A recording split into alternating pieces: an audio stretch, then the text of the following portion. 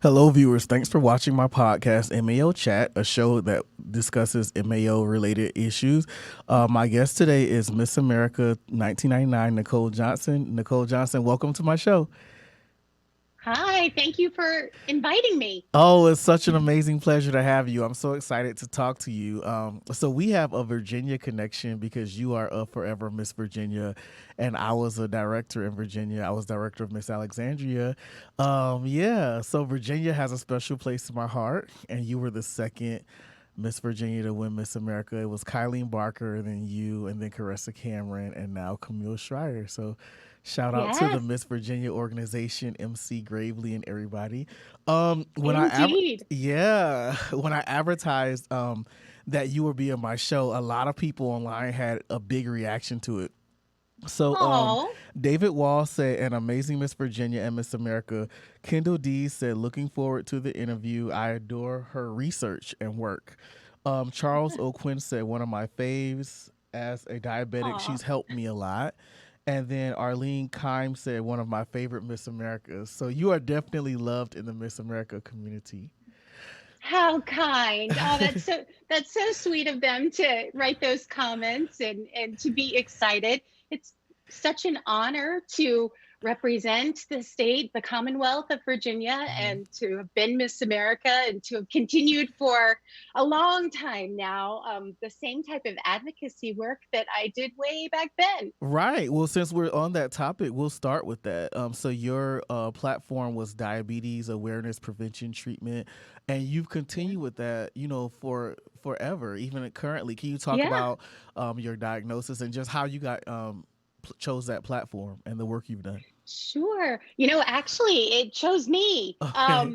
So I was in my first Miss America preliminary competition in Florida, Okay. and I became very ill Oh. and was diagnosed with type 1 diabetes the next day. Wow. And so in the early years, I was trying to figure out who I was and Mm-hmm. how I was going to approach this journey with a chronic Uh disease, huh. so I wasn't as comfortable talking about it as overtly as I Right. wound up talking about it.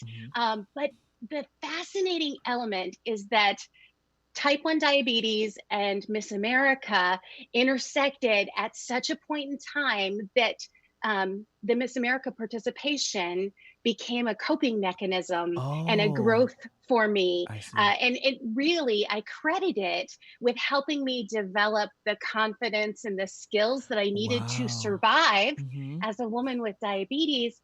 But because it was that era of advocacy, I learned to talk about my frailty, if you Mm-hmm. will, to cope and to rationalize what my life and my existence would mean Right. with type 1, because it was something I didn't know anything about. I had no family history of, Mm-hmm. so it Wow. was a complete new thing Mm-hmm. for me and my family.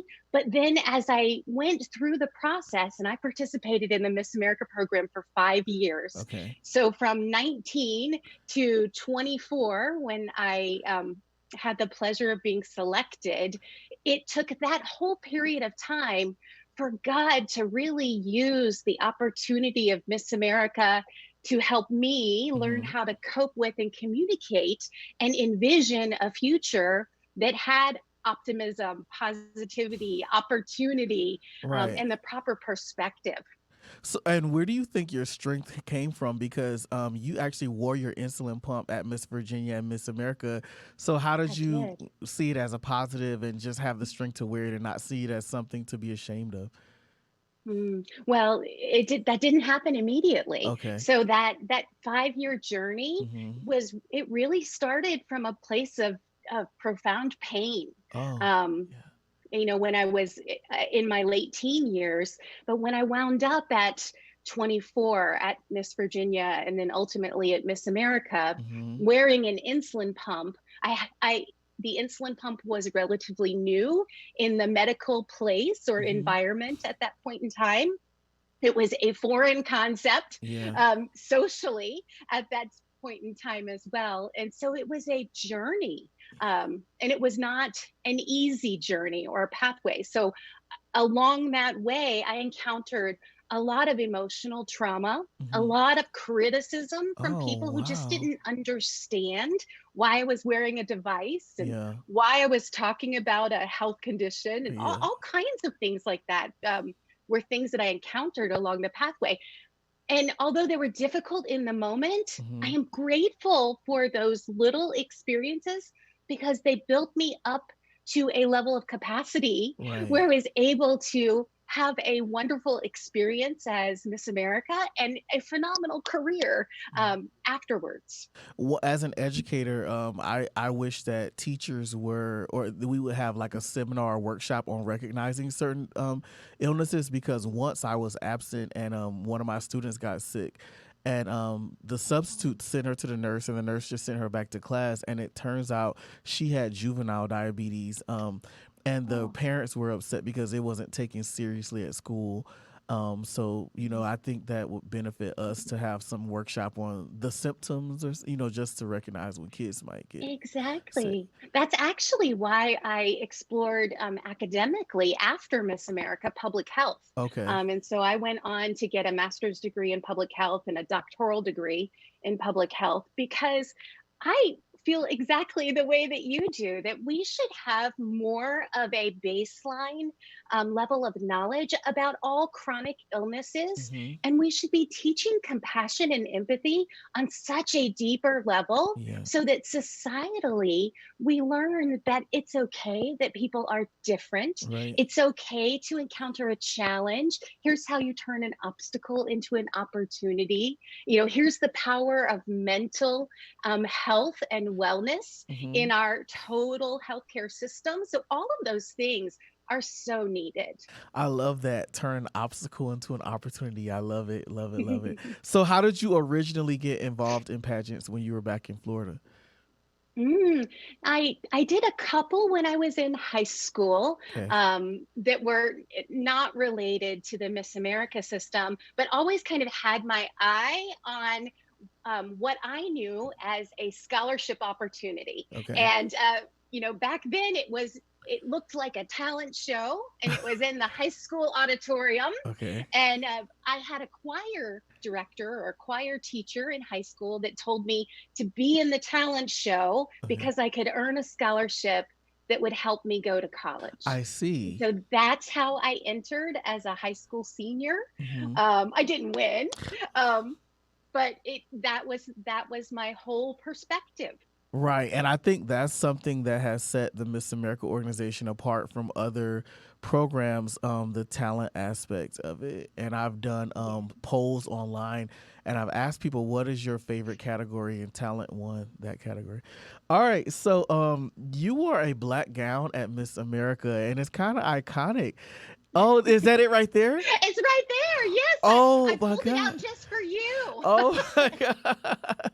Wow. Well, I get that thanks. sash when I won. By the way, I ordered that sash from the sash vendor several years ago, so my daughter would have it as a memento when Oh, she got older. right.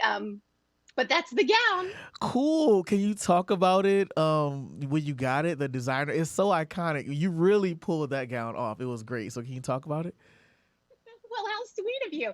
Yes, I went with my local pageant in Virginia. So that was Miss Lynchburg Right. the year that I won. And we made a trip, which was magical, to New York City Uh to go huh. shopping. Right. Now, I was not a well traveled young woman at that point. So, Okay. that was a very special experience. Yeah. And we saw this dress in Barney's. It's a Oh. Vera Wang gown. We bought it off Oh. the rack because we thought, well, that looks like a runway dress. Yeah. And so that's the whole story. So I wore it as Miss Lynchburg at Miss Uh Virginia, huh. and then took it straight on because why fix something that's not broken? Right. And I certainly didn't have the finances to buy additional gowns Mm-hmm. at that point in time. So my philosophy on that whole kind of framework of spending thousands to go earn scholarships, that was not my framework Yeah. in my mindset. So it went with me to Miss America. Very cool. So I have the video of the top 10 announcement. at the Miss America competition when you're in it. And one thing I love about you is your reactions. Like I just love your reactions. Like when they call your name, you just look so happy and everything like that. So I want to play it, and then I just want to talk about your experience during the pageant and all that. So here is your the top 10 announcement when they called your name. Nicole Johnson, Miss Virginia. Probably the first thing I'll do is close my eyes and thank God. I'm sure you will be able to tell clearly that I am so excited. So I'm just curious, going into finals night, were you like confident? Did you like, you're like, I have no idea what's going to happen. How were you feeling? You know what? Let me tell you a story about that likely is only known in the diabetes community Oh, okay. from my years and years of public speaking. But I was wearing my insulin pump, and I'm going to pull it off my waistband and hold it up here. So you see it's this little black box. Okay. It was about double this size Okay. back almost 25 years ago. And the day of the finals at Miss America, a newspaper article had come out about me and another contestant. There were two of us that had type 1 diabetes that year. Okay. And it showcased my insulin pump and was a story about how I'm reliant on technology to stay alive. And one by one throughout that day, so that iconic Saturday, girls came to me and were apologizing. And they were saying to me, "Oh, I'm so sorry." And I would respond, "Don't worry, it's okay. Right. I chose to wear this device." And they Yeah. go, "No, you don't understand. We thought that you thought you were so important you had to wear a pager all the time." Oh my goodness. And so that was the framework of what was going on. And it was this aha moment for the contestants that were participating, Right. seeing fragility and reliance on technology for Right. life, which was not something that was common. But then it was an aha to me that, I have a big obligation Right. education-wise Right. to make sure that people understand and that they're comfortable with my circumstance or, my advocacy, if you will. And so when we walked into the final night, I remember thinking, this is the grandest opportunity that I can imagine. And my total goal is to hold a microphone in the top 5 because I need to speak about diabetes to the American people. Wow. And Is so that funny. was my excitement of being named in the 10 because it was one step closer to holding a microphone and talking about a cause. Right. I never imagined that I would be selected. Wow. That is actually really funny to me that they thought you were wearing a pager. So And your viewers are now like, "What's a pager?" So you made it into the top 10 and eventually you became Miss America. I do have your crowning moment video I want to watch. And then you could just tell me what you were thinking and feeling, in that moment. So here's the crowning moment video of Miss America 1999. The fourth runner-up wins a $10,000 scholarship. She is Miss Kentucky, Sherilyn Cook.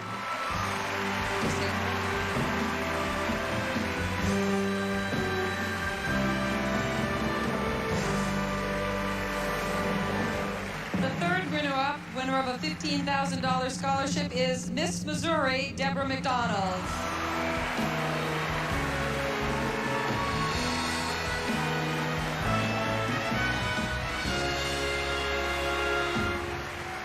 The second runner-up is Miss Florida, Lisette Gonzalez. Okay, ready, ladies? The first runner-up and winner of a $30,000 scholarship is Miss North Carolina, Kelly Bradshaw. Miss Virginia, Nicole Johnson is Miss America 1999.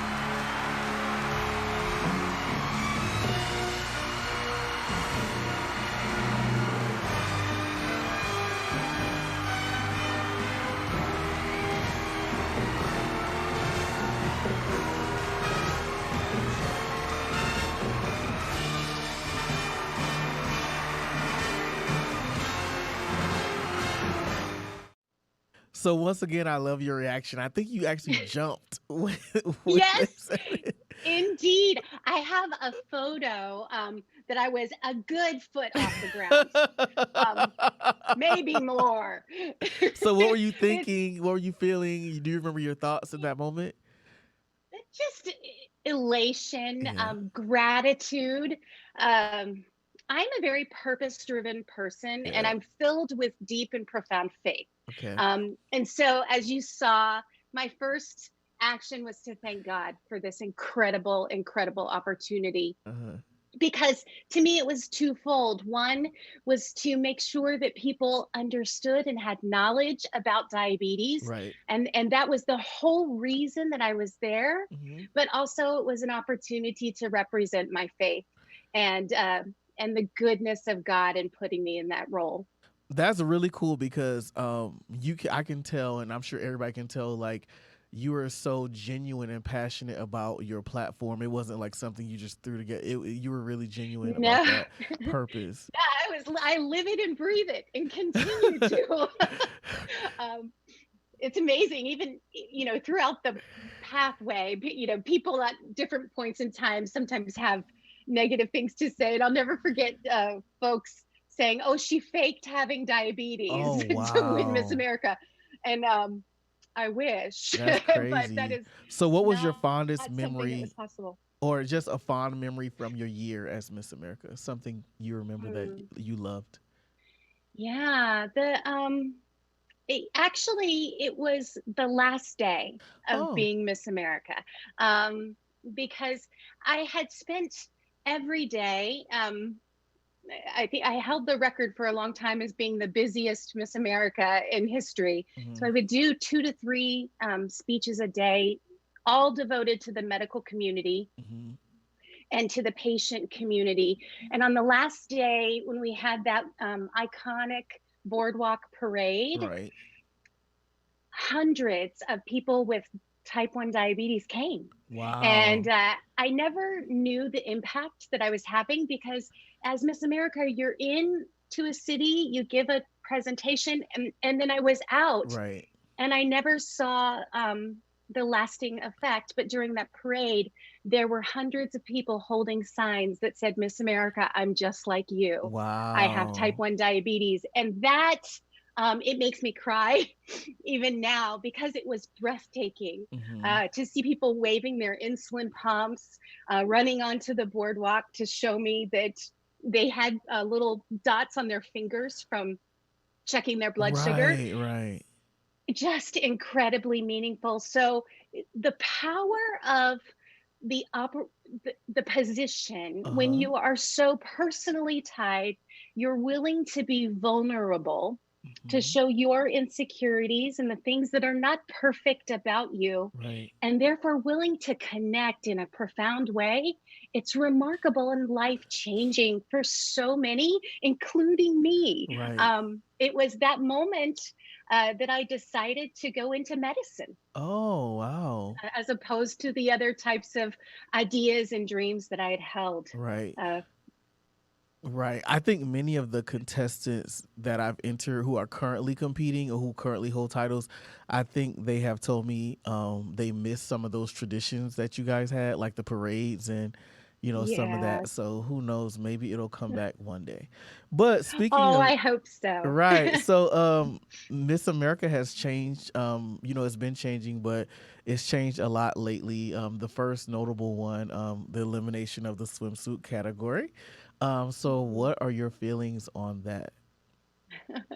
Well, I'm all for making sure that we're keeping current with Right. what young women and their families and our society and culture respect and want. Hmm. I think that some of the decisions and the direction of modernizing have been mostly focused on style and not on substance. Okay. And so I would have moved in different directions if I had been part of the decisions. And Mhm. elimination of swimsuits, although it's attractive to some people, it's very polarizing. And I'm not sure that it was necessary. Right. Um, especially when you have a 100-year tradition. So Hmm. as a health professional, I am very much a fan of making sure that we're showcasing the discipline of these young women Right. and promoting health and wellness. So I wish it would have been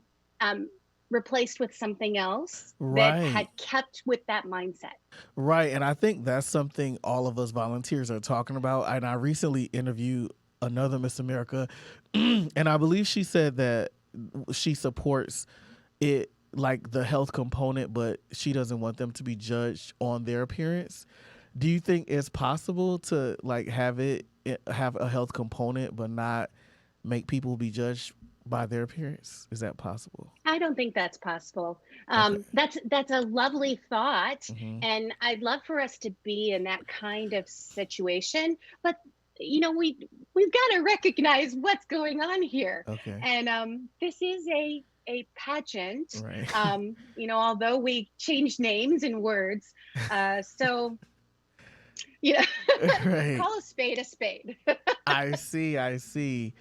Um, what direction would you like to see the competition go in? What did you think about the transition from 1.0 to 2.0, as we call it? What are your thoughts? Oh my goodness, you're asking me all the polarizing questions. You know what? When a brand works, you keep the brand. Hmm. You don't confuse the brand. And so I think that that's the unfortunate reality of the 1.0 versus 2.0. And I've seen that language fade away here recently, which I'm grateful for. But remember that your brand is the most recognizable brand Hmm. uh, or one of the most recognizable brands that exist after 100 years. Yeah. So there's value in that. Now, in terms of changes or what I would have liked to have seen, I'm the mother of a teenager, a high school student, Oh, okay. and so my high schooler is not really intrigued with Miss America. Hmm. So that tells us a lot. And I think that we should have spent some time, or I'd love to see us spend some time talking to young women, understanding what it is that's motivating and important to them, Hmm. talking to their parents. What are their parents willing to support? And to help them with in terms of competition or competitive environments. Uh-huh. Wouldn't it be grand to have competitive elements that set you up for professional success? Right. And I was talking to my young daughter this morning, asking her, what kind of things would you like to win from a competition? And she told me, I'd like to win an internship at the White House or an Oh. internship with a magazine to be a Hmm. guest columnist for a year, or an opportunity to be an apprentice in some kind of really incredible professional role that matches Right. her desires. And so thinking in that kind of framework might be a direction that we should consider. That is really, really cool. Like to win some kind of internship in your field, with some major, Yeah. you know, company that. Something that you can't get just by applying for a summer type of role. So there's all kinds of ways to imagine what that could look like, Hmm. right? And we have to reimagine who Miss America is and what she does. And that's what's been forced upon us in this Yeah. pandemic environment. So it's a great opportunity to broaden mindset. Right. There's a lot of other you know, pageant arenas out there. There's Miss USA, and now there's the volunteer system too. And some people are saying, well, what is going to make Miss America more attractive, or what is going to attract people? And someone pointed out, when you look at the other competitions, you see all this glamour and stuff like that. And this one, there was a lot of talking, if we're completely honest. And as Mhm. someone who loves Miss America so much, I found myself getting distracted during the last one, if I'm honest, because it was just a lot of Oh, yes. talking. Um, Oh, it was dreadfully boring. I agree with you. Too much talking. Would have been wonderful to have seen it be engaging. I for one, I don't want to hear people's 30-second canned presentation. right. I want to hear them respond to intriguing questions that are relevant Right. for their culture, for their age, for the moment in time. And that doesn't mean polarizing political questions, but more like, things that relate to their goals and their dreams. That would be much more exciting to me. Cool. Well, just throwing this out there on a different note, I'm just changing subjects, but what do you do for fun? What do you do in your spare time? Oh, well, anything that teenager wants to do, to be honest. Right. um, at this point, I'm very family focused, and Hmm. so nearly all my free time is spent with family and close friends.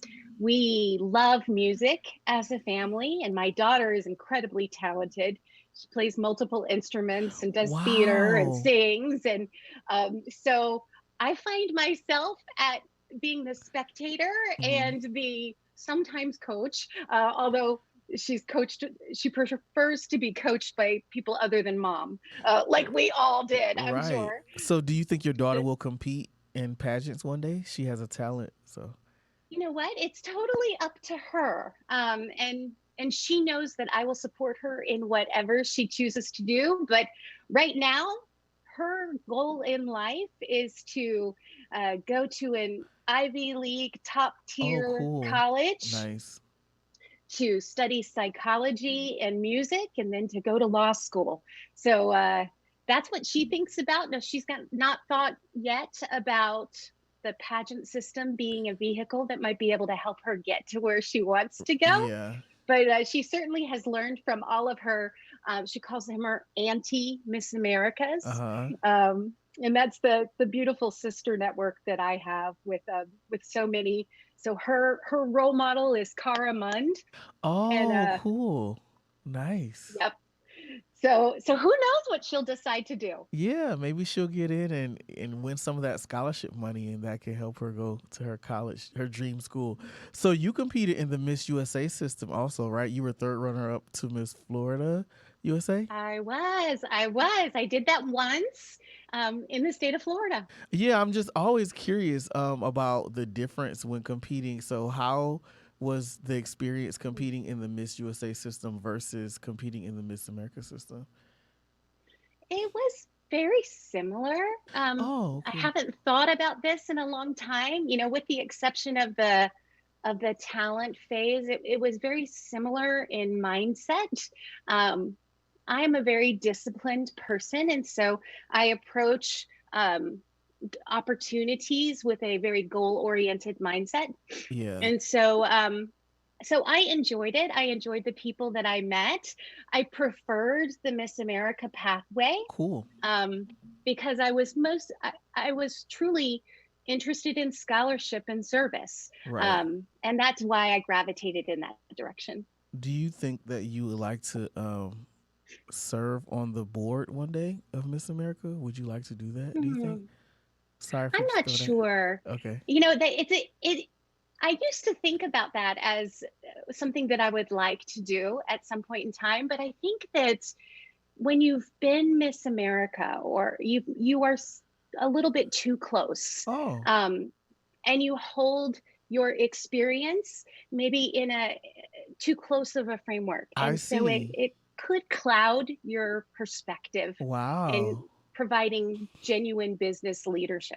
I see. I just asked because I loved your ideas about the internship thing, and all that. But I constantly communicate ideas with the leadership, and always send kind of notes every year, a couple times a year, of here's a thought to consider. And so know that that's going on behind the scenes from myself and others, um, that we're all so invested and we want to see the program succeed of and course. to expand and to grow and to last another 100 years. Yeah. And because of that deep personal experience and investment, that lends to always wanting to throw out the concepts or things that come into our hearts and our minds that we think might help. Right. And the last competition, they had three judges. It was like a reality show kind of, and then they like gave Yeah, them feedback right there. What did you think about that? Did you like it or did you think it was not good? I didn't like it. Yeah. And I am a huge supporter of the Miss America program, Hmm. and the system. But I think that the last Right.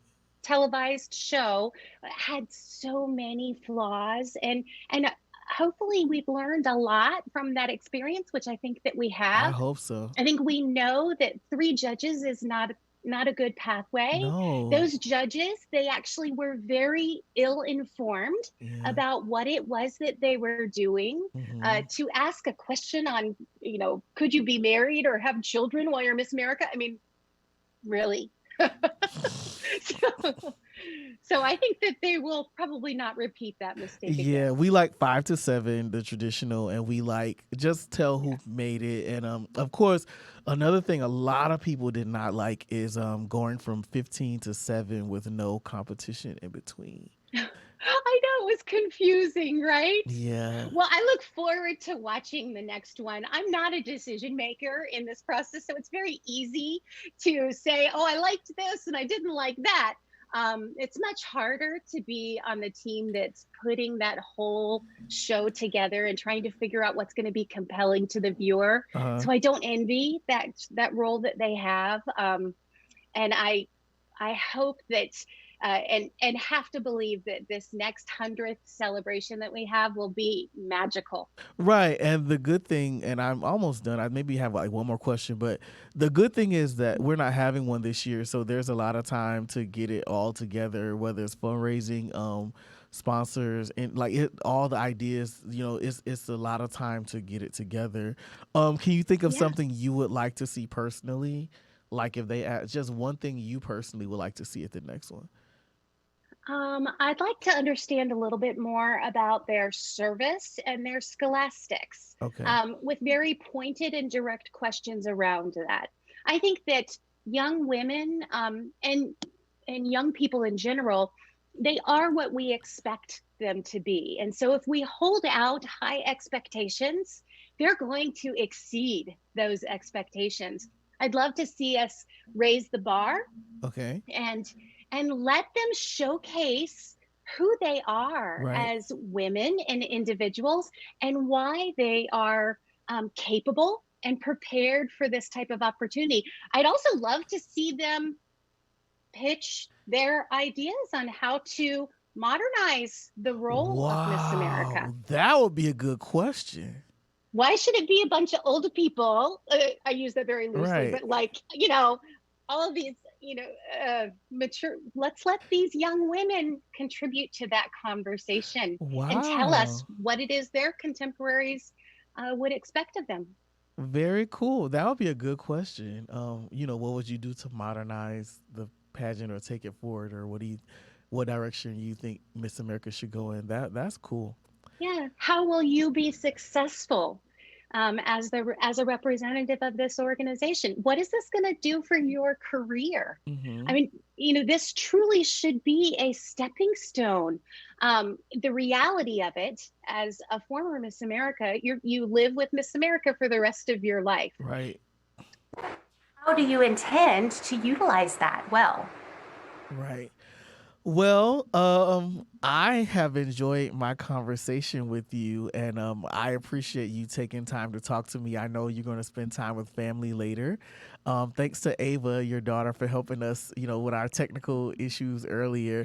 But once again, thank you for your time, and I really enjoyed talking to you.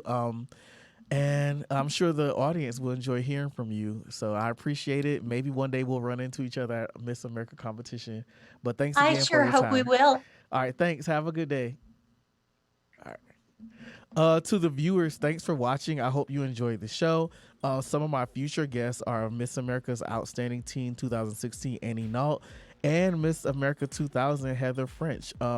Please subscribe to my YouTube channel. You can donate to my show, MAO Chat. Look me up online. And once again, I hope you enjoy the show and have a great day.